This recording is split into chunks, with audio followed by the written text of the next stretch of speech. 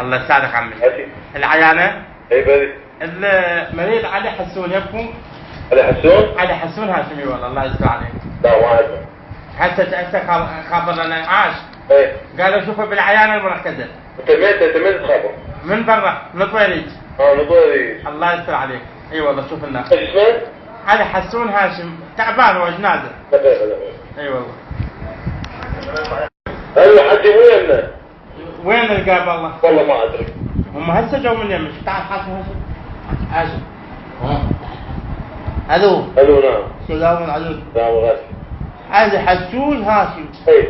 اي والله تعبان اذا ميت قد عمي انا دخلت والله العظيم ما ادري شلون. يا عمي انت وين وين مش قلت لك بس والله مو يمنا، احنا عندنا نسخه بس. هو هاي امك يسموك الله خلوا ما تحاكي خلوا ما تحاكي. غيروا في ما يحكي ماكو جديد.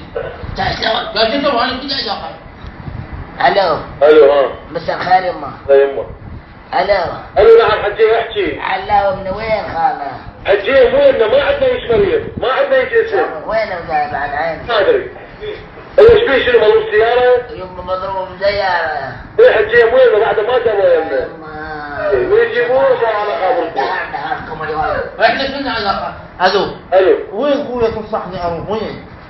والله اخوي ايش بتجي المستشفى تدور عليه؟ مو احسن ترى ماكو هيك واحد يدور على مريض بالتليفون.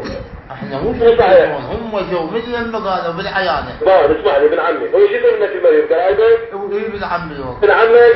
تجي المستشفى الطب في مكان يسموه الاحصاء. الاحصاء؟ يطب له يطلع له. ايه. يسوي اسمه دي. اها. وتسأله ما يدلون عليه، خوش حكي؟ الله يستر عليك. هاي 3 دقائق.